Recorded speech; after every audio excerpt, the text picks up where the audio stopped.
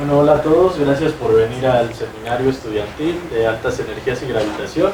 Hoy está con nosotros Rosa Laura Lechuga para platicarnos sobre inflación eterna y cómo solucionarlo. Es alumna de maestría del doctor Daniel Sudarsky. Sí. Y bueno, la idea acá es que haya retroalimentación todo el tiempo, entonces si tienen preguntas o dudas a lo largo de su presentación, pueden alzar la mano, interrumpirla y pues estar discutiendo constantemente. Y pues gracias por venir, Laura. Gracias a ustedes por invitarme y pues a continuación les hablaré del trabajo que realizo en la maestría sobre el problema de inflación eterna. Lo tengo dividido, o más bien lo tengo esquematizado de la siguiente manera. Les platico un poco cómo voy a orientar la charla. Es una charla corta, considero yo, pero hay ciertos puntos aquí que voy a tocar. Por ejemplo, voy a comenzar diciendo cuál era el modelo cosmológico antes de que se introdujera el periodo de inflación. ¿Cuál es la importancia de este periodo? Y cómo se incorpora en el modelo cosmológico actualmente. También, esto ya es un poco spoileando lo que viene, ¿por qué introducir un campo escalar de inflatón? ¿No? Aquí ya les estoy diciendo cómo se va a ver modificado. Luego, ¿qué es lo que yo entiendo como el problema de inflación eterna? ¿Y cuáles son los problemas que en sí trae el formalismo? ¿Por qué se considera un problema? Más adelante parecerá que cambio un poco de tema, pero ya veremos que no es así. Voy a tocar ciertos aspectos interpretativos de la mecánica cuántica. ¿Qué problemas tiene el formalismo y cómo se ha tratado de dar solución a estos? No hay un consenso, también les cuento de una vez, pero voy a hablarles brevemente qué ocurre ahí y con qué teorías voy a trabajar. Les adelanto un poco, voy a trabajar con una versión modificada de las teorías de la teoría estándar. Después les contaré en qué consiste nuestro modelo y la propuesta que nosotros incorporamos, y les platicaré sobre el resultado final y cómo pretendemos dar solución a la problemática que voy a contarles en breves instantes. Ahora. Ok. ¿En qué consistía el modelo cosmológico hasta antes de 1980? Nosotros atribuíamos, y aquí pongo entre comillas, una especie de modelo estándar de la cosmología, suponiendo que todo comenzaba en el Big Bang. Más adelante, la etapa, para los que tal vez han visto un poco de cosmología, la etapa que seguía se pensaba nucleosíntesis y más adelante la formación de estructura que se daba. Pero el modelo, a partir de lo que la gente observaba, decía, mira, yo puedo decir que el universo comenzó en un estado que era homogéneo e isótropo. Pero era una aseveración que se veía muy poco natural, que a partir de las observaciones que tenemos hoy en día se infiera que el comienzo tenía que ser así. No estoy diciendo que sea inconsistente, pero es algo que no se ve natural decir, porque hoy en día recibo estas señales, en el comienzo tendría que ser así. Entonces, además de esto, tenían ciertos problemas en distintas teorías, como por ejemplo, el hecho de que había problemas con que se violaba causalidad, por algo que se conoce como problema de horizontes. Entonces, ¿qué ocurrió? Llegó este señor de nombre Alan Guth. Aquí tal vez es un abuso únicamente escribirlo él, porque realmente fueron más los colaboradores que estuvieron involucrados en la postulación, no sé si es correcto decirlo, o más bien la incorporación de esta nueva etapa en el universo, en la historia del universo. Ahora, ¿cómo entra este periodo? Nosotros sabíamos que el universo había comenzado en algo denominado Big Bang, que no nos atrevemos a decir qué estaba pasando ahí porque requeriría una teoría cuántica de la gravedad, cosa que no estoy asumiendo que tengo, pero más adelante se incorpora esta etapa denominada inflación. ¿Qué es lo que hace inflación? Inflación es un periodo de expansión acelerada en el cual no importa cómo haya empezado el universo, no me importa con qué forma, si había curvatura o no. Este periodo de expansión acelerada lo que hizo, hablando coloquialmente, no, todavía no, fue planchar cualquier arruga que pudo haber estado contenida en el espacio-tiempo, y así es como se entendería que uno obtiene un espacio homogéneo e isótropo. No estoy diciendo que así comenzó, pero sea como sea la manera en la que haya comenzado, Aquí se planchó cualquier arruga o cualquier curvatura que haya estado presente en tiempos anteriores. ¿Ok? Ahora, ¿cómo se refleja eso en el modelo cosmológico actual? Nosotros trabajamos con la acción de Einstein-Hilbert e incorporamos un campo escalar. Este campo escalar se conoce como el campo de inflatón. Ya podrán imaginar atribuyendo el nombre al periodo. ¿Y qué es lo que tenemos? Es una métrica. Aquí estoy escribiendo un caso particular de la métrica de Friedman-Robertson-Walker con k igual 0 y en coordenadas cartesianas, ¿no? ¿Qué refleja A? A es el parámetro de expansión. El factor de escala, perdón, que más adelante vamos a escribir el parámetro de expansión de Hubble, ¿ok? No sé si hasta aquí vamos bien. Sí. ¿En qué sentido es esto de planchar las arrugas? O sea, porque me da la impresión de que puedes tener espacios como esféricos y que tienen inflación y eso tiene curvaturas, ¿no? Y no la pierde por el inflar de una esfera, ¿no? Ah, ok, sí, ya entendí. Sí, puedes empezar y es una muy buena pregunta, porque no importa, ¿no? De hecho, es como ya dije, este es un caso particular. ¿En qué sentido? En que yo no sé justo cómo fue el origen, con qué forma empezó. Entonces, yo no voy a decir que empezó el universo siendo completamente plano. Voy a decir que pudo haber empezado, imagínate la configuración más extraña posible, pero de tal manera que lo que hizo el inflatón fue dar homogeneidad e isotropía. Más allá de meter ambigüedad, ponerlo en estos términos, ¿vale? Pero sí es muy buena observación porque de hecho otro modelo es el de un espacio esférico, ¿no? En la 3 esfera, es muy buena observación. Bueno, aquí ¿qué tenemos? Les voy contando un poco, más adelante vamos a ver esta acción, qué es lo que tiene aquí. Tenemos a la métrica y al campo como variables dinámicas. Entonces, cuando nosotros variamos con respecto a la métrica, vamos a obtener las ecuaciones de Einstein. Y cuando variamos con respecto al campo, obtenemos la ecuación de Klein-Gordon. Son ecuaciones acopladas, ¿vale? Entonces, aquí esto lo estoy escribiendo en tiempo físico, es decir, en el tiempo en el cual estamos mediría un observador cosmológico, pero también podría reescribirse únicamente con un cambio de variables en algo que se llama tiempo conforme, que más adelante lo hago, pero no escribo el cambio explícitamente, que únicamente es multiplicado por un factor de A de t en términos de este parámetro A, ¿vale? Ahora, bueno, aquí otras cosas que se le reconocen a este modelo es que puede dar cuenta, no me voy a adentrar en este aspecto, pero da cuenta de las primeras inhomogeneidades, es decir, de la formación de estructura que se empieza a dar. Es otra cosa, es otro de sus grandes éxitos. Ahora sí, ¿por qué? ¿Por qué introducirlo?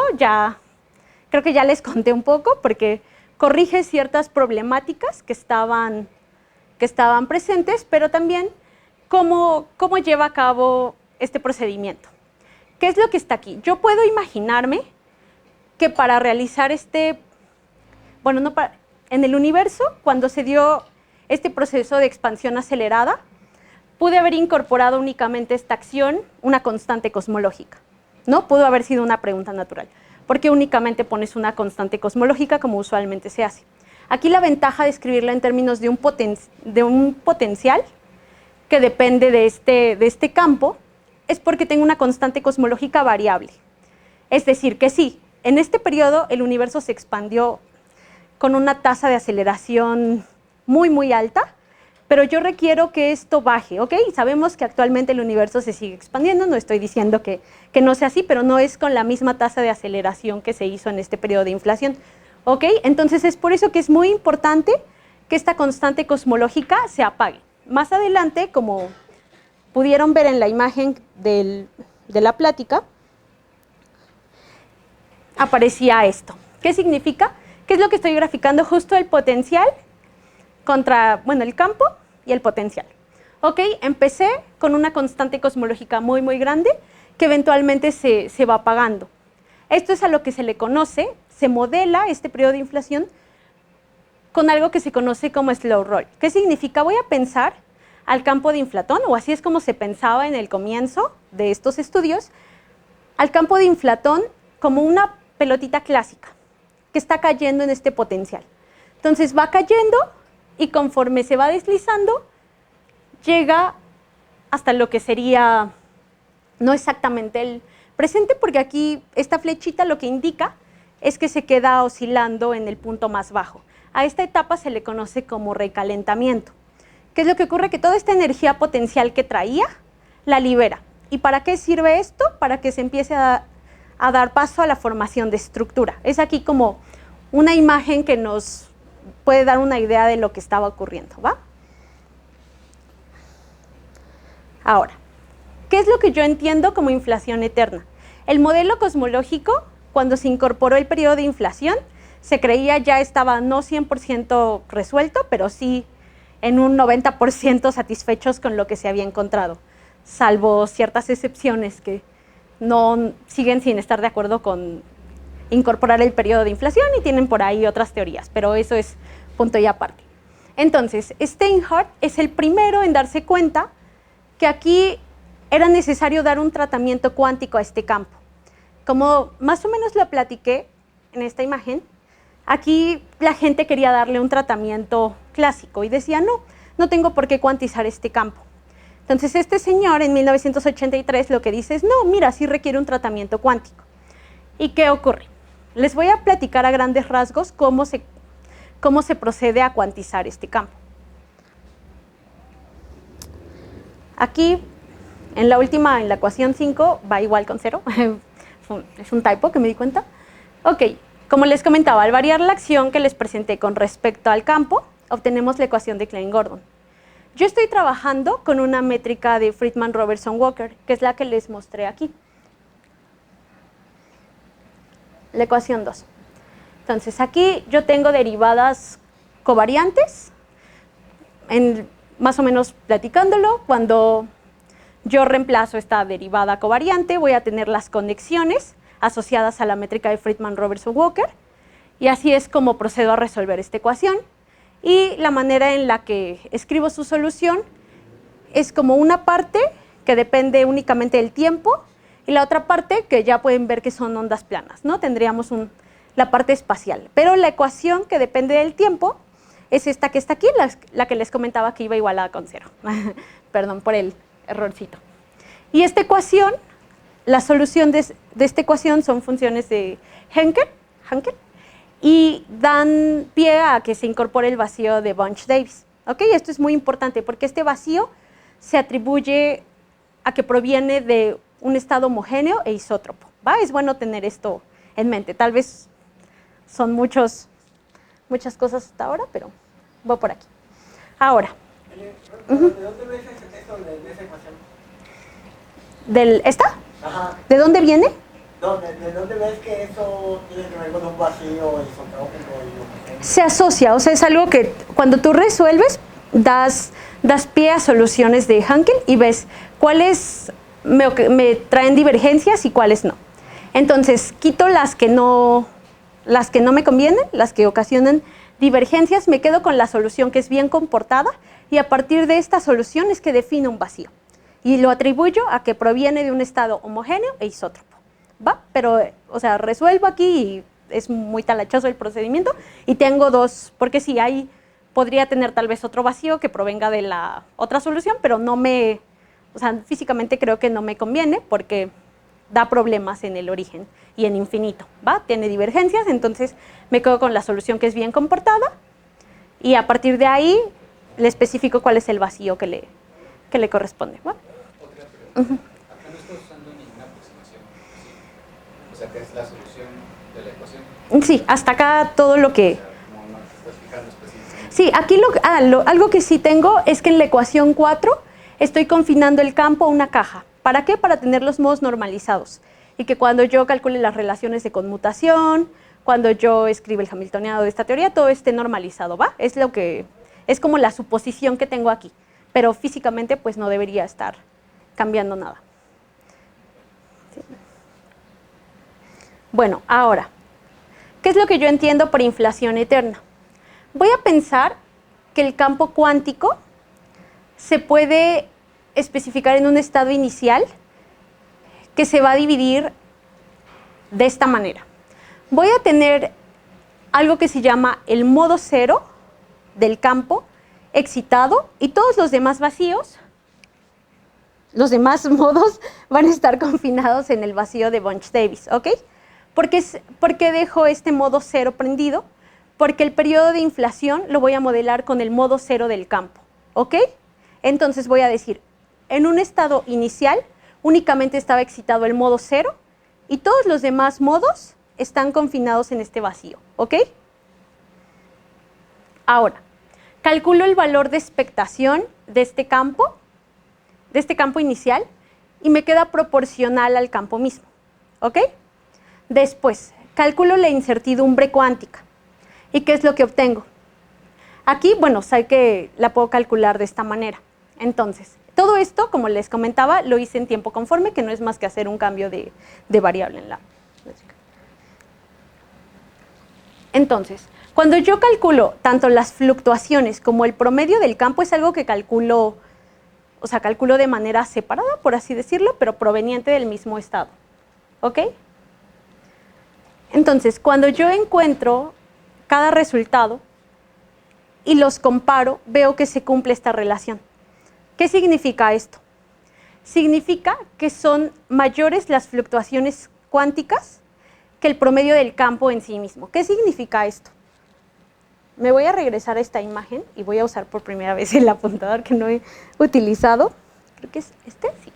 Ok, en esta zona puedo imaginarme que venía el campo deslizándose, pensándolo como una pelotita clásica, y ustedes pueden decir, pero ya lo cuantizaste, ¿cómo te lo estás imaginando? Pueden pensar como una función de onda que está centrada en cada una de estas pelotitas, ¿ok? Entonces, ¿qué significa que la fluctuación cuántica sea mayor que el promedio del campo en sí mismo?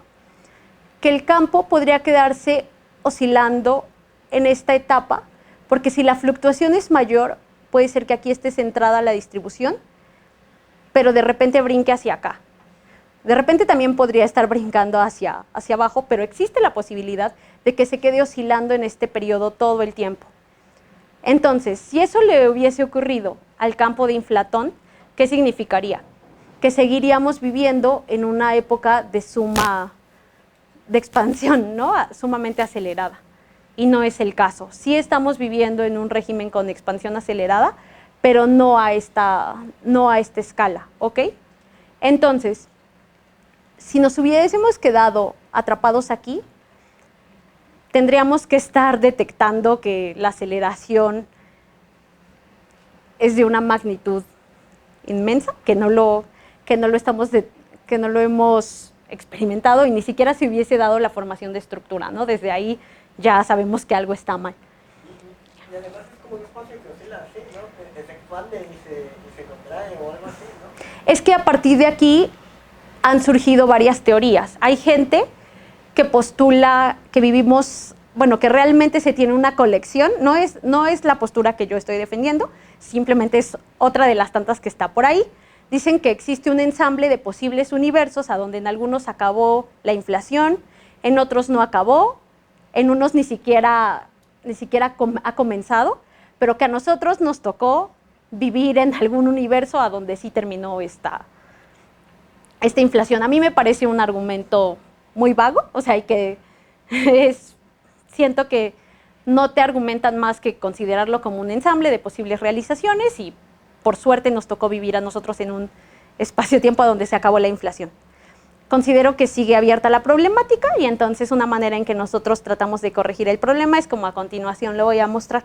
Bueno, yo tengo Sí, perdón. Es que esto se ve como un efecto que solamente puedes caracterizar de forma cuántica, pero dado que estábamos en el contexto de Slowbro, se puede también probar que los parámetros estos epsilon y eta siempre son pequeñitos para que no acabe inflación. Siempre que se pueda son. reflejar de forma clásica también esta situación. De hecho, o sea, tienes un poco la idea de lo que les voy a platicar, cómo tratamos de resolverlo, porque aquí, adelantándome un poco, justo vamos a ver eso, ¿no? Realmente es a lo que llaman cuantización, ¿a qué se refieren? Y si no es el mismo comportamiento clásico que ya teníamos. Entonces, tienes muy buena intuición. Bueno, aquí es un poco lo que ya les conté. Ah, sí, es que me regresé. Bueno, aquí tengo un poco de la problemática que ya les platicaba, pero de repente vamos a hacer una pausa, nos quedamos en qué es la inflación eterna. Ya, bueno, tenemos un poco en mente de qué se trata, de manera esquemática, y vamos a ver algo que se llama el problema de la medición en mecánica cuántica. Ok, ahora pasamos nuestro cerebro hacia el lado cuántico y vemos. En 1995, Tim Modlin, que es un filósofo de la física, publicó un artículo a donde se muestra que los siguientes 3 postulados son incompatibles entre sí. El primero es que la función de onda describe a un sistema de manera completa. ¿Ok? Toda información física que contenga un sistema va a estar dada en la función de onda. Eso es lo que nos dice el primer enunciado. El segundo enunciado dice que la evolución siempre está mediada por una ecuación lineal, que es la ecuación de Schrödinger en este caso. ¿Ok? Y la tercera es que en cada corrida de experimentos obtenemos un único resultado. Es decir, que los resultados que nosotros obtenemos cuando hacemos una medición son los únicos posibles, no hay más. Entonces, lo que este señor muestra es que estos 3 postulados son incompatibles entre sí. ¿Qué quiere decir? Que si queremos estructurar una teoría que sea coherente, que sea lógica de la mecánica cuántica, se requiere que al menos uno de estos no esté presente en nuestra teoría. Entonces, ¿qué es lo que se obtiene al negar cada uno de ellos? Es lo que escribo a continuación. Si yo niego que la función de onda describe por completo a un sistema físico, se obtiene lo que se conoce como teorías de variables ocultas. ¿Ok? Es decir, que además de la ecuación, que además de la función de onda, requiero dar otra característica de mi sistema. Por ejemplo, en el caso de Bohmian Mechanics se requiere dar las posiciones de las partículas. Ahora, al negar la premisa 2 se obtienen las teorías de colapso. Es decir, que en estas teorías la evolución no es lineal todo el tiempo. Ocurre en algún periodo de tiempo, bueno, en algún periodo puedo pensar que la evolución es estocástica, es no lineal y es no determinista, o también que por completo la evolución nunca va a ser lineal con estas teorías. Después, al negar 3, es decir, que en cada corrida de experimentos obtenemos únicos resultados, si yo niego esta premisa, se obtienen teorías de muchos mundos. Es decir, que en algún otro universo se pueden estar encontrando más resultados a los cuales yo no tengo acceso. Ok, entonces, bueno, es necesario que se niegue una de estas 3 premisas para que se pueda obtener una teoría lógica de la mecánica cuántica. ¿Ok? Bueno,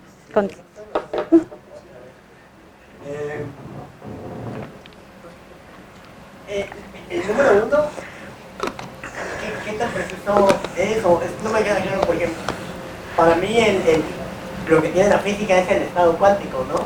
Y la función de onda es como la proyección del estado cuántico en un espacio de momentos o en un espacio de posiciones o algo así, ¿no? Ok. Pero esto de teorías de varias variables es como negar la cuántica, ¿no? Es como una de estas formas de escapar de la cuántica, ¿no? No, no exactamente, porque te quedas con los demás postulados y aquí lo único que dices es sí, sigo trabajando con la función de onda, que como tú dices, ¿no? Te estás pensando, por ejemplo, proyecto X contra el estado y obtengo una psi de X, ¿no? Sigo trabajando con esta misma función de onda, pero agrego algo extra. O sea, solamente estoy agregando aquello que no está contenido en la función de onda. Pero la función de onda sigue jugando un papel importante, pero no lo es todo. O sea, no me queda claro más bien por qué negar que las funciones de onda tengan la física nos lleva a variables ocultas. Yo creo que eso es la pregunta. ¿Por qué negar? A ver, ¿podrías repetir? ¿Por qué negar uno te lleva a variables ocultas? Porque, bueno, tal vez, no sé si esto ayude un poco, pero el nombre de variables ocultas tal vez es un mal nombre. O sea, no es que esté algo oculto, sino que simplemente requiero algo extra. O sea, que la función de onda no puede caracterizar por completo a mi sistema, que hay algo que se me está escapando. Hay algo que se está quedando fuera de lo que está contenido en este en esta función de onda. O sea, hay algo adicional. Por ejemplo, el nombre de que esté oculto es muy mal nombre, porque no es que realmente sea algo a lo cual yo no tengo acceso. Es algo a lo que yo sí tengo acceso y no está oculto, pero está de manera extra a la función de onda. Ajá, sí, totalmente a mano se tiene que escribir. Y sí, uno puede ver con cuál se queda, ¿no? Puede decir, es muy respetable tu postura, ¿no? Yo sí creo que toda la física de mi sistema debe estar contenido en la función de onda. Entonces, pues yo considero que esta es una buena premisa, me quedo con ella, pero si quiero una teoría lógica de la mecánica cuántica, no me queda más que negar 2 o 3, ¿no? En ese caso. Una pregunta. Sí. O sea, ¿dónde está la incompatibilidad entre 1, 2 y 3? O sea, tú estás diciendo que si uno es verdad, entonces o 2 o 3 entra en contradicción con 1. Si 2 es verdad, o 1 y 3 entra en contradicción con 2. Así. Ajá, o sea, los 3 son, tienes que negar uno a la vez. ¿Dónde está la contradicción? Pues? Si quieres, bueno, ahorita me podría desviar, pero si quieres, al final te puedo esbozar aquí cuál es la prueba. O sea, es la prueba que la hacen con un aparato de medición, mides el spin, te dice ahora cambia de base, y vamos a ver, bueno, supones que tienes un aparato de medición preciso que te va a dar los resultados de manera perfecta, sin algún error, y a partir de ahí es como se hace la demostración. Si quieres, al final la podemos esbozar aquí para que se vea, porque realmente, bueno, aquí la incompatibilidad que yo te mostraría es como, en un pequeño ejemplo, nos vamos a dar cuenta que estos 3 no se podrían satisfacer a través de un experimento de medición de spin. Entonces, si quieres, para que ahorita no pierda el hilo, al final hacemos la prueba, ¿ok? Y bueno, entonces nosotros lo que hacemos es tomar la opción de negar la premisa 2, es decir, que la evolución de nuestro sistema está determinada totalmente por una ecuación lineal. Nosotros vamos a negar esta premisa y vamos a optar por algo que se llaman teorías de colapso. Teorías de colapso espontáneo o teorías de colapso continuo. Esto, bueno, como ya les decía, proviene de negar la premisa 2. Son teorías no deterministas y no lineales. En esta teoría, lo que está presente, adicional, podemos imaginar la ecuación de Schrödinger, y adicional al término correspondiente al hamiltoniano, tenemos un ruido blanco, o un ruido. Nosotros lo elegimos como un ruido blanco, pero podemos imaginar otro tipo de ruido, y entonces este es el que le está dando un carácter estocástico a nuestra ecuación de evolución. ¿Cuál es una de las ventajas de este modelo? Es que unifica en una sola ecuación los 2 postulados de evolución que se tienen, que es el que aprendemos en un curso estándar, que es el postulado de evolución de la ecuación de Schrödinger, y otro con lo que denominan el colapso. En estas teorías queda unificado en una misma ecuación. Yo tengo tanto esta parte de colapso como una parte lineal, o bien en estas teorías, en otras teorías únicamente se tiene la parte estocástica. Ahora voy a agregar algo que puede sonar aún más confuso, tal vez, pero es un modelo a partir del cual yo no voy a hacer uso explícitamente aquí de él, pero la mayoría de los resultados que tomo están basados en tomar este enfoque, ¿ok? Este enfoque se llama Semi-Classical Self-Consistent Configuration, y entonces consta de dar estas cantidades, que es la métrica, el campo, el momento del campo y un espacio de Hilbert. Y vamos a trabajar con las ecuaciones semiclásicas de Einstein. ¿Qué significa? Que a la gravedad la sigo tratando como algo clásico. Como les comentaba, no estoy proponiendo ni estoy postulando alguna teoría cuántica de la gravedad. Entonces, este modelo depende a su vez de todas estas variables, y mover una cambia todas las demás, ¿ok? Entonces, no sé si... Yo no entiendo justo lo que decía. O sea, ¿en qué sentido la función de onda tiene toda la física? Si hay en 7, tú estás diciendo que solo necesitas esos ingredientes. O sea, pues lo que tiene la física son los estados, ¿no? Porque Ajá, o sea, yo me quedé con ese. O sea, yo no negué, o sea, estoy negando solo uno. O sea, de estos 3 postulados, únicamente basta con que yo niegue uno de ellos para que yo tenga una teoría consistente. Pero tú estás negando 2, No. Sí, yo estoy negando 2, pero no uno, que es el que dice que la función de onda describe un sistema físico. Ajá, pero en la siguiente transparencia, en donde tenías la ecuación 7. No, sí es 2 el que niego. En la siguiente puedes poner la siguiente.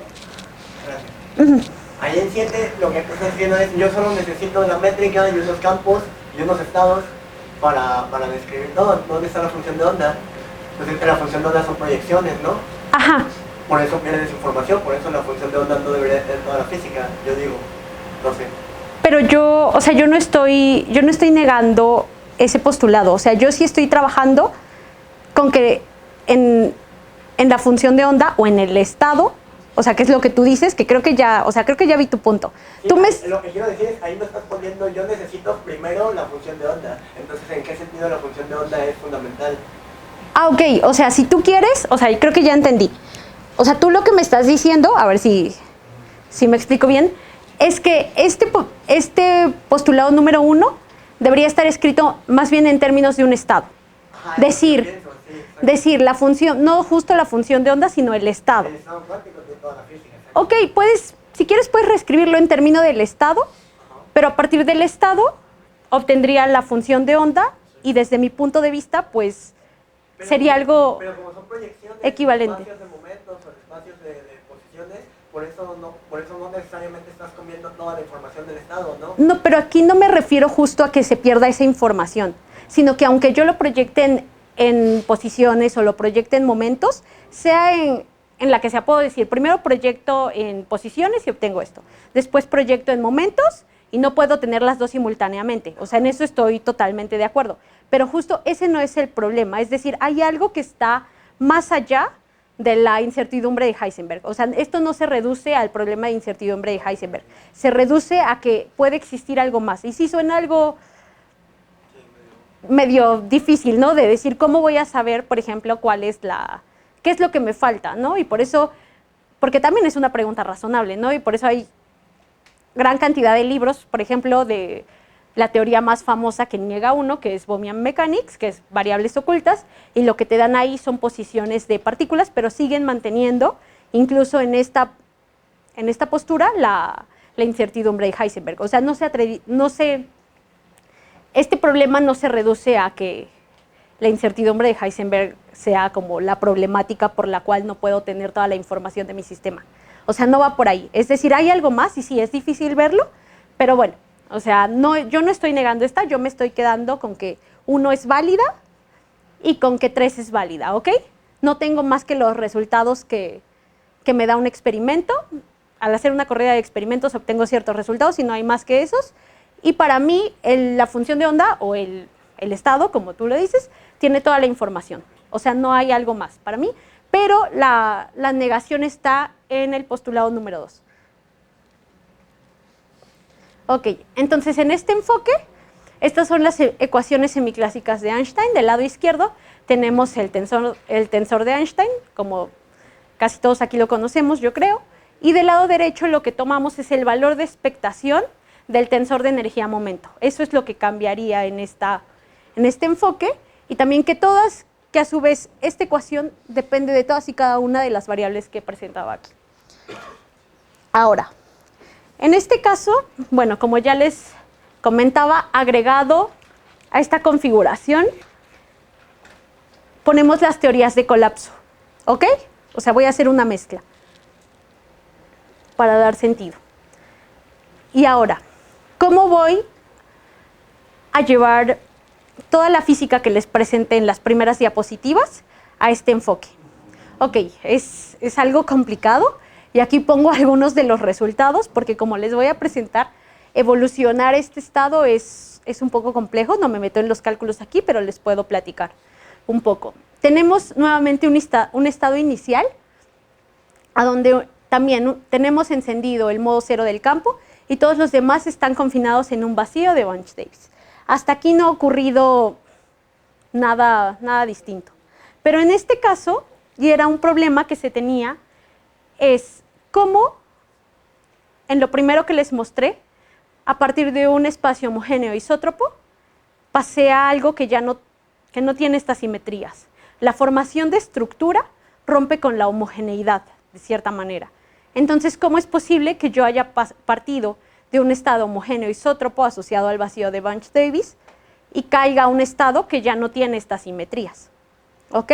Esa es una de las problemáticas que yo tenía antes.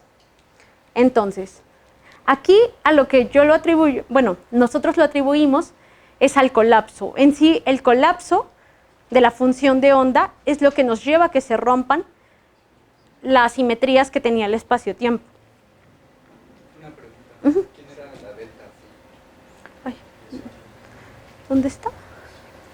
Ah, asociado a una pequeña perturbación del campo. Es muy buena observación, porque el modo cero se trata como asociado a una parte homogénea, y los demás son aquellos a donde ya pueden empezar a darse las anisotropías, ¿ok? Gracias. Bueno, aquí en un trabajo que ya estaba publicado y en el cual no me voy a adentrar, tratan de dar cuenta de las primeras fluctuaciones cuánticas, es decir, de la formación de estructura. Lo que buscan es el espectro de potencias, cómo se dieron estas fluctuaciones cuánticas, y esto lo hacen a través de los modos del campo. ¿Cuál es el resultado que se encuentra aquí? Ah, pero antes, ya me di cuenta que hay algo muy importante que no mencioné, perdón.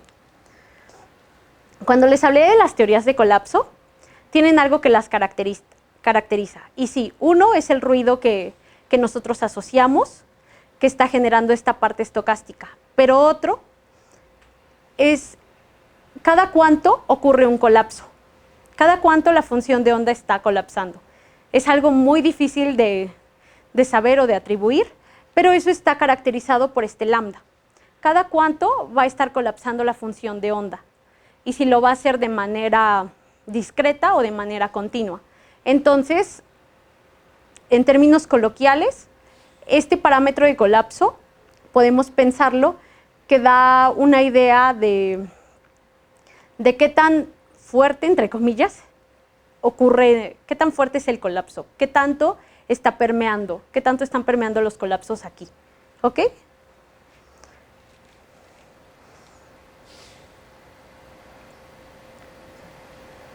Entonces, en este estudio, lo que se encuentra es que cada modo tiene su propia tasa de colapso.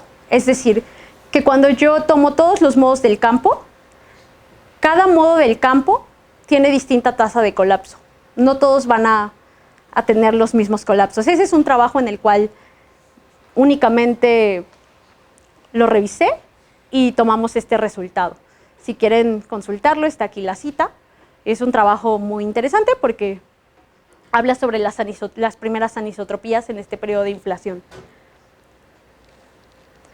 Ahora. Eso de los modos es como que cada escala energética colapsan diferente. Cada uno proporcional a su modo tiene una tasa distinta de colapso. Cada uno tiene asociada su propia tasa.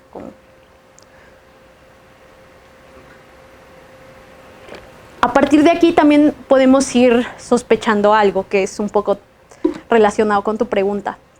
Si nosotros estamos tratando al campo de inflatón como el modo cero del campo, entonces, ¿qué es lo que ocurriría aquí? Si es el modo cero y el modo cero va proporcional a la tasa de colapsos, entonces esto significa que no va a haber colapso aquí, que entonces se le puede dar un tratamiento clásico, ¿no? Que es parte de la intuición que, bueno. Igual las observaciones se supone que no debe depender las perturbaciones estas tensoriales y escalares de la escala en la que se miden. Entonces, si depende cada escala energética de un parámetro distinto, pues no me suena que eso pasa. ¿A qué sucede? Pero en el modo cero, si yo no tengo, si le puedo dar un tratamiento clásico porque no está ocurriendo algún colapso, entonces esto adquiriría un comportamiento. Sí. ¿Y en el modo cero no es como un número y poner una constante cosmológica? ¿Cómo? O sea, la acción del Hilbert que escribías al inicio, si tú expandes el campo en modos Ujú. y te quedas con el modo 0, el modo 0 es un número, ¿no? Ujú. O sea, podrías escribirlo, es justo lo que les decía, podrías escribirlo únicamente como una constante cosmológica, pero ¿qué problema surgiría? Que nunca se apagaría la inflación. O sea, si yo quiero modelar este periodo de expansión acelerada que eventualmente se apaga, no puedo hacerlo con una constante cosmológica porque esta aceleración se quedaría al mismo ritmo y nunca se apagaría. Entonces, sí existen intentos, o en su momento hubo intentos de únicamente escribir una constante cosmológica, pero se dieron cuenta que nunca se apagaría. Es la gran ventaja que tiene este potencial en términos del campo. Pero entonces, ¿en qué sentido solo te importa phi 0, por ejemplo? Para... Phi 0 es el modo 0 del campo, ¿no? Ujú. Y de alguna forma está diciendo... El que me está describiendo el periodo de inflación. El inflatón, yo lo estoy pensando como que solo está excitado el modo 0 y todos los demás modos están en este vacío de Bunch-Davies. Pero en el modo 0 es a partir del cual yo describo este periodo y únicamente con él. Entonces, si en este periodo cae 0, significa que no hubo colapso. Entonces, el tratamiento que se puede dar es un tratamiento completamente análogo al que se tiene en clásica. ¿Ok? Ahora, aquí únicamente presento, no voy a entrar en detalle con cada una de las cuentas, pero cómo evolucionan los estados en este caso. Aquí este T es el operador de ordenamiento. ¿Ok? Y de eta aquí realmente tuve que haber puesto una prima, tal vez para que se distinga de... Aquí pude haber puesto mejor una prima aquí.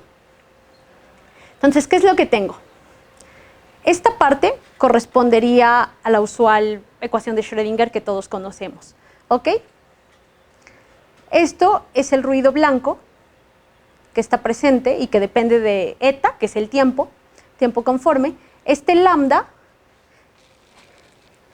es el lambda que está aquí. Y aquí he elegido, y esta es una ambigüedad que está en las teorías, yo elijo qué es lo que voy a colapsar aquí. Porque alguien me puede decir, ¿por qué no colapsaste el campo y no el momento? ¿No? Y es válido. O sea, uno elige qué ocurre en cada caso. ¿Ok? Tengo este estudio que les mostraba. Da tanto el caso en el que se colapsa el momento como el caso en el que se colapsa el campo. Pero aquí hemos elegido quedarnos con el momento.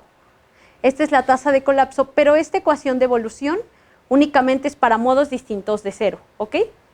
Porque ya dije que el modo 0 va a tener un comportamiento clásico. Entonces, ¿qué es lo que tengo? Cuando yo quiero evolucionar un estado o quiera tomar un promedio, voy a tener que tomar este sándwich con estos estados para evolucionar. Entonces, en cada uno voy a tener que considerar las posibles realizaciones, y aquí es muy complicado porque entra el uso de variables estocásticas, cálculo estocástico, que los promedios no se comporten como de manera usual. Aquí, por ejemplo, cuando yo promedio en una variable estocástica, únicamente el promedio me da 0, pero el cuadrado de este ruido ya no me da 0. Entonces son cosas que ya son más complicadas y por ello no ahondé tanto en escribir explícitamente las cuentas. Entonces, a este estado lo denoté como un estado de CCL. ¿Y qué es lo que hago? Digo que el valor esperado nuevamente es proporcional al campo en sí mismo. El valor esperado ahora de la fluctuación me queda proporcional a esta misma fluctuación. Y cuando yo nuevamente vuelvo a comparar cómo se comportan o cuál es la tasa entre las fluctuaciones cuánticas y el promedio del campo en sí mismo, llego a esta expresión. ¿Qué es lo que tiene esta expresión? Que esta expresión depende de h, que es el parámetro de Hubble, lambda h, que es la tasa de colapso, bueno, perdón, no es la tasa de colapso, sino es una nueva variable que definí, que no se debe confundir con la lambda que presento aquí. Y tau es un tiempo que yo denoto como el tiempo en el que comenzó el periodo de inflación. ¿Ok? Entonces, tenemos esta relación y ahora se invierte la condición de inflación eterna. Es por ello que nosotros decimos que con estas teorías y dando este tratamiento, uno puede argumentar por qué, a pesar de cuantizar, de darle un tratamiento de mecánica cuántica, si se adentran a ver los aspectos interpretativos, nos podemos dar cuenta que realmente el modo cero se le da un tratamiento cuántico que al final lo que nos arroja es, mira, esto es igual que en mecánica clásica, no tiene por qué cambiar. Y la relación de inflación eterna se invierte. Entonces es lo que nos hace pensar que aquí no es que se frene la inflación eterna, es que nunca se dio origen a ella. El periodo de inflación se acabó de... Una pregunta, ¿y a altas energías qué le pasa al modo cero? ¿El modo cero se desacopla o algo así? El modo cero, lo mencioné creo que muy brevemente, pero lo estoy pensando como un estado coherente. O sea, desde ahí parte todo. Lo estoy pensando como un estado, como que está en un estado coherente y este estado no va a cambiar a pesar de que, o sea, la manera en la que cambia sería muy, muy pequeña, aún a distintas energías. Es la ventaja de modelarlo de esta manera. ¿Otra pregunta? Sí. El término que agregas con la tasa de colapso, o sea, meter tu teoría de colapso. El término que agrego... Se puede pensar, se puede pensar como una interacción, como si tuvieras un Sí, porque aquí justo, ¿no? Esta ecuación 10 está escrita en la imagen de interacción y lo que tú me dices es, usualmente cuando en cuántica me ponen a resolver un problema en un campo magnético, por ejemplo, tengo agregada esta interacción. Y sí, es justo aquí como se ve reflejado, pero esta interacción está en términos de un ruido. Hay gente en trabajos de Penrose y Diossi, estos términos que se agregan, no trabaja exactamente con las mismas teorías, pero en estos términos lo atribuyen a que el colapso se debe a efectos gravitacionales, por ejemplo. Y por eso es algo que vemos únicamente a escalas bajas y a escalas altas no estoy viendo como que esté ocurriendo el colapso, ¿no? O como que esté una silla en superposición y desaparezca de repente una. Entonces, en esos trabajos es lo que sea. ¿Sería posible como distinguir si es un efecto gravitacional o uno de una teoría? Sí, bueno, a mí me gustaría continuar la investigación en esos trabajos, en ver si esto se atribuye a efectos gravitacionales. Hay muchos intentos, uno es de Angelo Bassi, también han intentado mostrar si los trabajos de Penrose realmente están justificados, pero la mayoría dicen que hasta el momento no se tiene una justificación de que la gravedad esté originando este colapso. Pero sí hay muchos intentos y a mí me gustaría adentrarme, ¿no? en ese mundo. Oye, yo tengo una pregunta más como de lenguaje. ¿Por qué le llaman ruido blanco? Porque, bueno, en este caso trabajo con un ruido blanco que contiene todas las frecuencias posibles. Es un espectro que contiene... O sea, pero entonces podría ir ruido de colores. Sí, ya. Alguien me decía hace un rato por qué no trabajo con un ruido que sea distinto, ¿no? Pero aquí queremos tomar el caso más simple, por así decirlo, y tomar todas las frecuencias posibles y no adentrarme en únicamente voy a trabajar con estas frecuencias. Únicamente voy a estar, pero sí, de hecho creo que sí hay trabajos a donde hacen el análisis con distintos ruidos, pero sí es una elección únicamente por comodidad, entre comillas, porque aún así no es tan simple esto. Y también, bueno, aquí no les conté, pero este es el tiempo en el cual empieza el periodo de inflación y aquí sería hasta un eta que uno dé a mano. ¿Ok? se usa igual lo de los defaults o algo así para dar ese ETA, ¿no? Sí. ¿Cuántos defaults han pasado desde el comienzo del universo o la aceleración dada en defaults? Sí. Depende. Bueno, espero no haberlos mareado con esta mezcla de temas. Y no sé si tengan más preguntas. Bueno, primero, pues muchas gracias por tu presentación.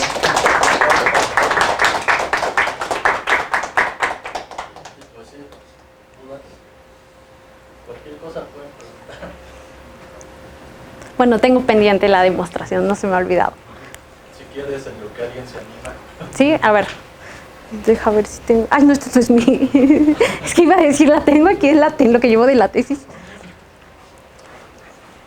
Está aquí. Bueno, si está en tu memoria, la podemos abrir. No, esta la tengo aquí.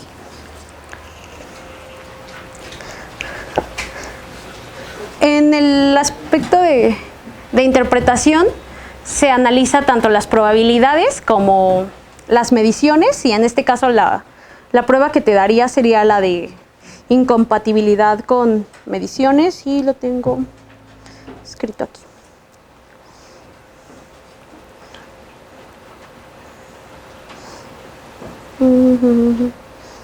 ¿Dónde estás?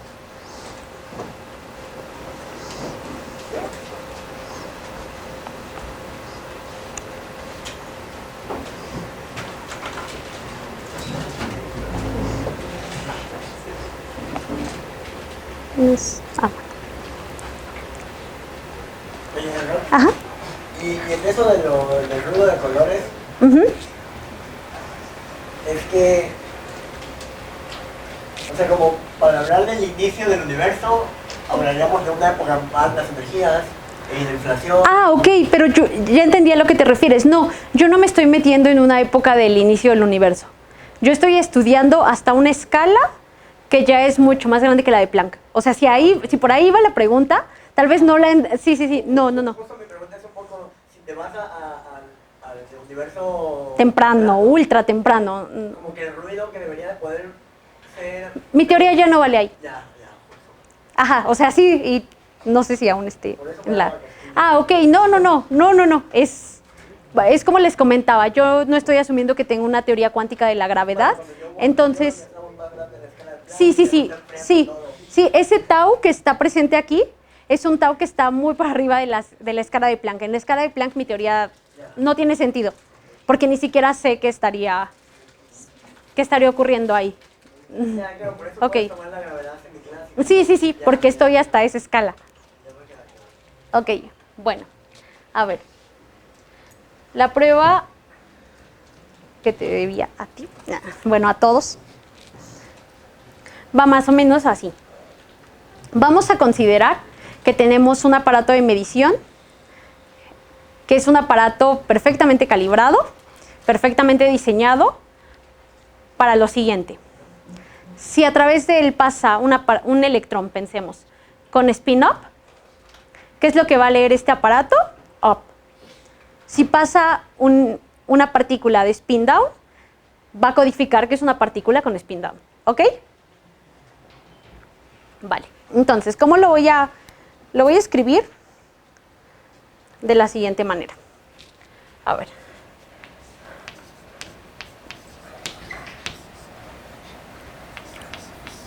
El estado del sistema, esto voy a escribir E de electrón. Y aquí únicamente voy a escribir que está listo este estado, que está listo el aparato de medición, ¿va? Le voy a poner una M de medición aquí, ¿va? Entonces cuando evolucione, si es un aparato perfectamente calibrado para hacer una medición, tiene que pasar a un indicador de up. ¿Estamos de acuerdo? Z up.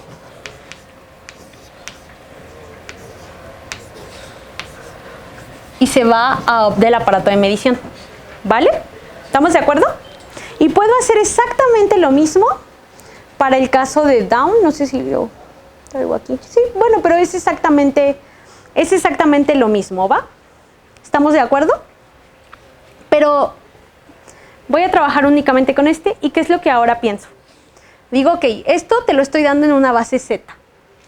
Ok, estoy midiendo el spin en la dirección Z. Z, Z. ¿Vale? ¿Qué pasa si hago un cambio de base? Por ejemplo, a X. ¿Cómo puedo escribir este estado? Este estado viene por un medio de Z. A ver si este paréntesis no iba acá. Va acá. Z down más Z up. Y esto sigue siendo el electrón, únicamente en la base de X, escrita en términos de Z. ¿Sí? Vale. Entonces, ¿qué es lo que tenemos aquí? Una vez que tengo escrito... ¿Tú me hablaste? Es aquí, X down, ¿no? No, o sea, este estado lo estoy pasando.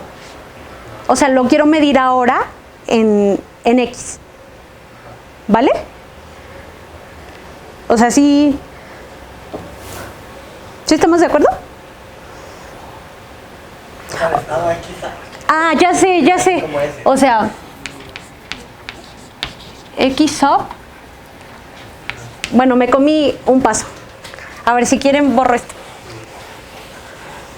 Creo que ya vi. O sea, ahora yo quiero medir X up. X up en E, cross, ready, M. Y ahora digo, ok, si yo voy a medir X, lo regreso a la base de Z, ¿vale? O sea, solo lo... Ah, ok.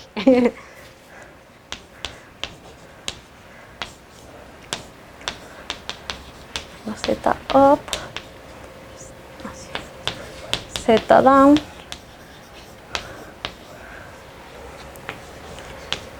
cross, ready, del aparato de medición, ¿vale? Y entonces, me voy a regresar a donde tengo escritos los postulados de Tim Wadley. Entonces, aquí es a donde debo hacer uso del postulado, voy a hacer uso del postulado número 2. Si esto es lineal, yo puedo distribuir aquí, ¿va? Y entonces esto va a quedar como 1 raíz de 2 Z up del electrón cross el aparato de medición más Z down cross el aparato de medición. Pero aquí ya hice uso del postulado número 2, ¿va?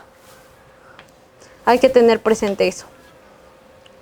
Entonces, esto, al evolucionarlo, me va a llevar a un estado... Bueno, vean esto, porque lo voy a borrar aquí. Esto que está aquí es exactamente esto, ¿va? Entonces, esto se va up. Esto se va a down.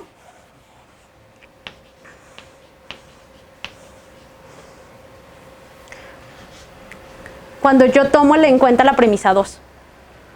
¿Ok? Que la evolución es lineal. Entonces yo ya elegí ahora debo ver si se satisface 1 y se satisface 3. ¿Ok? ¿Qué es lo que yo veo en este estado? Este estado, cuando evoluciona, o sea, cuando yo hago pasar una partícula con spin X a través, X up, a través de este aparato de medición, me lleva a esta combinación si tomo en cuenta como verdadero el postulado número 2. Ahora, ¿qué tengo aquí? Que entran de manera simétrica up y down. ¿Ok?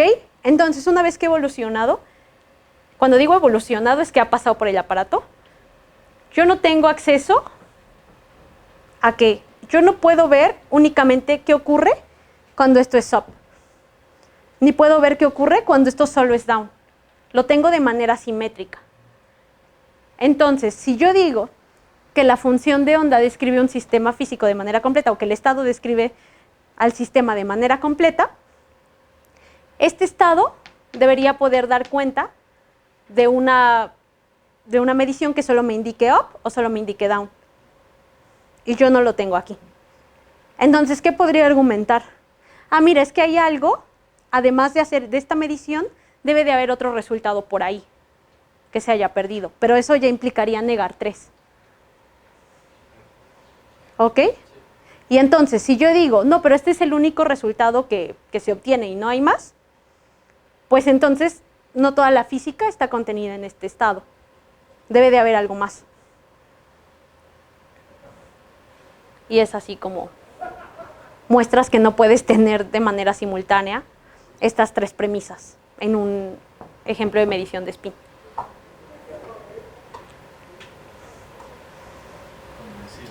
Ah. Y de hecho, si se dan cuenta, algo que es tal vez ya como algo extra. Bueno, a ver, ustedes mismos díganme. ¿Copenhague tiene estos 3? ¿Qué hace Copenhague? Quita 2, ¿no? O sea, Copenhague también quita 2. Entonces, ¿cuál es el problema en Copenhague? Si Copenhague también está quitando uno de estos, ¿por qué sigue siendo una teoría con fallas? Porque lo que dice es, ok, mira, yo voy a quitar 2, porque cuando te digo que haces una medición, algo ocurre que el estado salta, ¿no?, a un valor bien definido. Pero todo lo está escribiendo en términos de alguien que fue y midió. O de un indicador que te dijo, ah, mira, esto, quién sabe qué ocurrió por dentro, pero esto salió configurado con el eigenvalor tal del observable. Y nunca lo escribe en términos objetivos, ¿no? Como estas teorías de colapso objetivo. Por eso el nombre, porque no quieren atribuirlo observador. Y esto es algo muy importante en el contexto cosmológico, porque, por ejemplo, en cosmología, cuando se cuantiza el inflatón, ¿quién fue y midió? Entonces ahí es por eso que es importante tener en cuenta estos aspectos interpretativos. Pero bueno, acá está la prueba. Y ya, esto sería todo, creo. ¿Nadie más?